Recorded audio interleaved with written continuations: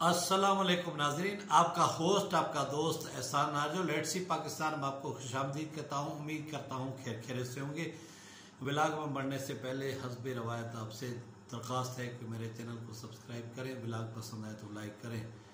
जी हाँ जनाब, आज मैं आपके साथ एक अजीब यानी डिस्कशन करता हूँ। वो ये है कि मंटू लिखते हैं कि एक बार गर्मियों के दिन थे और वो लाहौर गए और वो बाज़ार हुसन जा पहुँचे।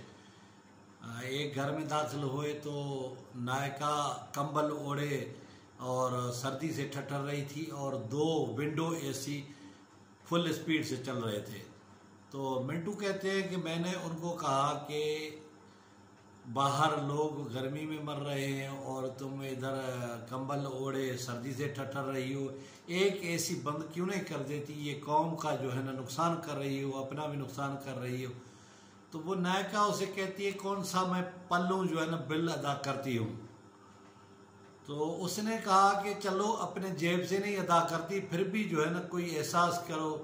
तो बहरहाल कहता है कि उसने दोनों जो है एसी चलने दिए और बंद नहीं किए, ये उसकी एक नायका की सोच थी। तो वो कहती है कि मैं कुछ अरसे के बाद फिर जो है ना महीने डेढ़ के बाद गुजरात चला गया किसी काम के वास्ते, किसी काम के सिलसिले में। मैं असिस्टेंट कमिश्नर के दफ्तर में गया तो जनाब जुलाई के दिन थे और उसने जो है ना सूटेड बूटेड ऊपर कोट पहना हुआ था और बाहर लोग गर्मी से मर रहे थे और वो अंदर जो है ना ऐसे जैसे उनको कपकपी लगी हुई थी। दो विंडो एसी चल रहे थे और फुल स्पीड के साथ चल रहे थे और कमरा यक बस था, ठंडा था। तो वो कहते हैं मैंने उनको कहा कि या खुदा को मानू एक एसी बंद कर दो, ये आप कौम का और मुल्क का नुकसान कर रहे हैं। तो उस असिस्टेंट कमिश्नर ने कहा कि कौन सा मैं अपने जेब से बिल अदा करता हूँ, चलने दे, सरकारी चीज़ है। तो अब आप देखें कि ये हमारे मुल्क की जो एक नायका वाली सोच है और एक जो ये सोच है कि सरकार के खाते से जाता है, दूसरे के खाते से जाता है और हम चीज़ें चलने दें। तो आप मुल्क के तूल अर्ज में चले जाएं। इस वक्त क़यामत खेज गर्मी पड़ रही है और सरकारी दफातर का टाइम सुबह 8 बजे है शहबाज शरीफ के आने की वजह से, लेकिन अभी भी आपको आधे दफातर में अफसर या जो मुलाजमीन है 10 बजे दफातर में आएंगे और जनाब वो देर गए तक बैठे रहते हैं और ये कहते हैं कि काम हो रहा है। काम हो रहा होता है, बिल्कुल मैं मानता हूँ, लेकिन वो जो लेट आते हैं वो लेट बैठते हैं और लेट सिटिंग के बिल शिल भी लेते हैं और जो गवर्नमेंट के एसीज होते हैं वो धड़ाधड़ चल रहे होते हैं और उनके कौन से जेब से पैसे जाते हैं। हालांकि हमारे मुहसिन मिल्लत कायदे आज़म मोहम्मद अली जिन्ना आपको पता होगा कि जब वो सरकारी दफ्तर में या निजी घर में हुआ करते थे तो फालतू बत्तियां बुझा देते थे और वो ये फरमाते थे कि ये कौम की अमानत है, कौम की अमानत में मैं ख़यानत नहीं कर सकता। तो एक तरफ वो हमारे कायद थे और एक तरफ आजकल के हमारे सियासतदान हैं, आजकल के हमारे ब्यूरोक्रेट हैं और आजकल के हमारे जो निजी इदारे हैं उनमें काम करने वाले लोग हैं और सब ये बहाना बनाते हैं कि कौन सा मेरी जेब से जा रहा है, किसी के जेब से जाए न जाए। एक तरफ देही इलाकों में लोग लोड शेडिंग की वजह से बिला उठते हैं और दूसरी तरफ बड़े बड़े शरफा के घरों में फजूल से एसी चल रहे होते हैं, पंखे चल रहे होते हैं और आप आजकल देखेंगे कि बेचारे गरीबों के गलियों में बल्ब तक नहीं है, लाइट नहीं है और यहाँ सोसाइटियों में चरागान हुए हैं, बेजा लाइटें जल रही हैं। और आप बड़े बड़े शहरों में चले जाएं, स्ट्रीट लाइट्स रात को तो चलती है लेकिन आपको दिन को भी रोशन नजर आएंगी और वो इस वजह से कि वो जो वहाँ उस पर डिप्यूट है जो म्यूनसिपल का या उस सोसाइटी का या फिर उस इदारे का, किसी डेवलपमेंट इदारे का जो मुलाजिम उसके पे डिप्यूट है कि सुबह सवेरे तुमने लाइटें बुझा देनी है और मगरिब होते ही ऑन कर देनी है। वो बहादुर साहब सो रहे होते हैं और ये लाइटें जल रही होती है। कौम का नुकसान, मुल्क का नुकसान हो रहा होता है। कोई देखने वाला नहीं, कोई सुनने वाला नहीं, कोई उस पर एक्शन लेने वाला नहीं। और हमारे मुल्क में एनर्जी क्राइसिस दिन ब दिन बढ़ रहा है, क्योंकि हमारी जो बिजली की ज़रूरियात है उसका भी एक बड़ा हिस्सा थर्मल बिजली पे तैयार होता है, जो फर्नेस ऑयल पे होती है, डीजल पे होती है और कोयले पे होती है।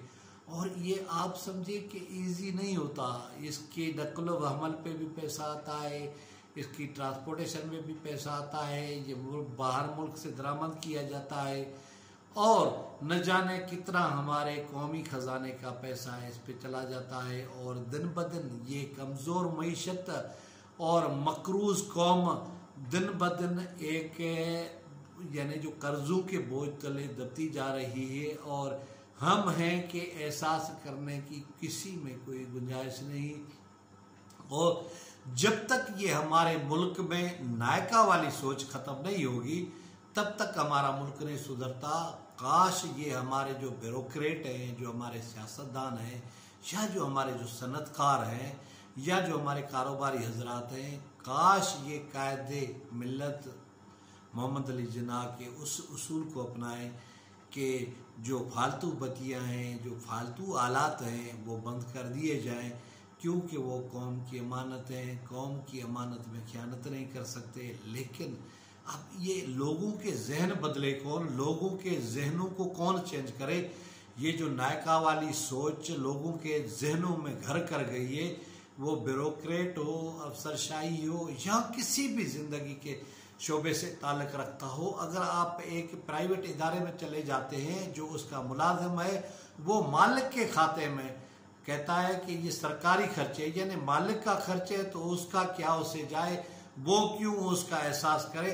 तो जब तक ये नहीं होगा तो तब तक ये सूरताल नहीं सुधरेगी, और हमारे हालात इसी तरह होते रहेंगे, हम रोते रहेंगे, और दिन ब दिन हम गरीब होते रहेंगे, और कर्जों तले दबते जाएंगे। और आप यानी इस पे बड़ा इमरान खान ने एक बेगर्स आर नॉट चूजर्स, एक बड़ा तंजिया, यानी इसको अपनी जो अपोजिशन की उसकी तहरीक है उसको उसके उजागर किया। लेकिन ये हकीकत है, जब आप किसी से उधार मांगने जाते हैं, आप अपनी अमली ज़िंदगी में देख लें ना, जिसके दोस्त के साथ आप चले जाएं, अपने रिश्तेदार के पास आप चले जाएं, जब आपसे उधार मांगते हैं, या दुकानदार के साथ चले जाएं, जब आप कैश पे ले रहे होते हैं तो दुकान के साथ एक टके टके का हिसाब कर रहे होते हैं, और आप उस चीज़ों के रेट मालूम कर रहे होते हैं।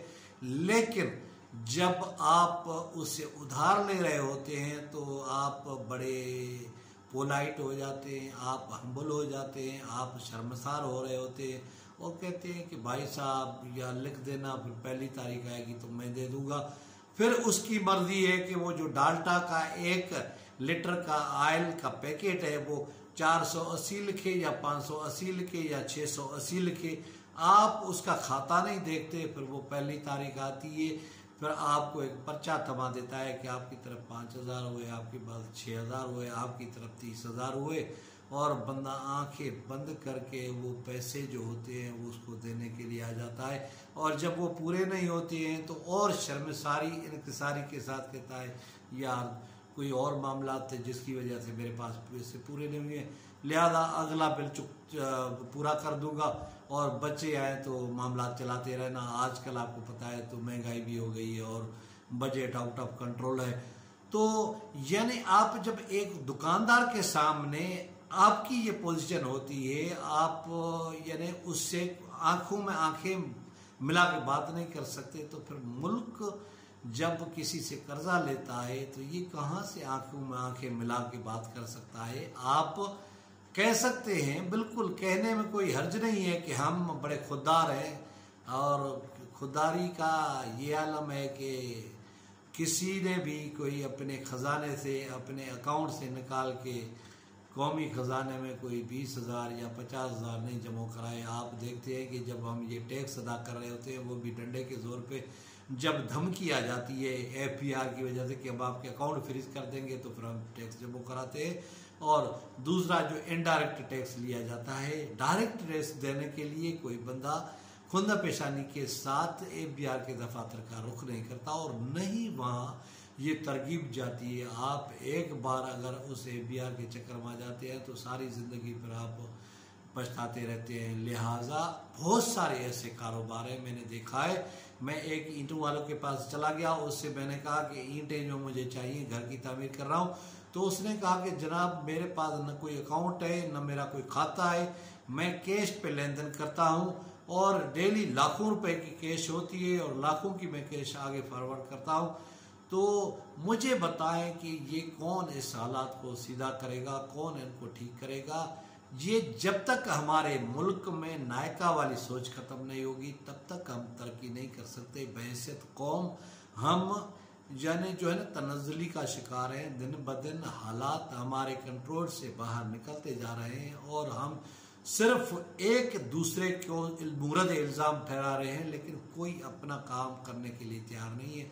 और मैं बड़े वसूख से कहता हूँ कि वो जो बड़ी पोजीशन पे बैठे होते हैं या जो बड़े इदारों के सरबराह बने बैठे होते हैं, जो बड़े अफसर होते हैं, जितने भी सोशल मीडिया पे या यानी टीवी चैनल पे डिस्कशन होती है कौम के बेहतरी के लिए या मुल्क के बेहतरी के लिए, तो वो उस पर न सुनते हैं न उस पर असर करते हैं। जिस तरह देही इलाकों में डेकोरेट होते हैं और उनके ऊपर किसी सोशल मीडिया का, किसी मॉरल एथिक्स का असर नहीं होता और उन्होंने अपनी मनमानी करनी होती है, तो हमारे मुल्क में भी यही आलम है कि ये जो बड़े बड़े ओहदों पे बैठे हुए हैं, इनके ऊपर आपकी तबलीग का, आपके प्रीच का, आपके पैगाम का कोई असर नहीं होता। इन्होंने सरकारी अमला की, सरकारी वसाइल की बेदरेग लूट खसूट करनी होती है और दिन ब दिन हम पीछे की तरफ जा रहे होते हैं। अल्लाह ताला हमारे मुल्क के ऊपर और हमारी कौम के ऊपर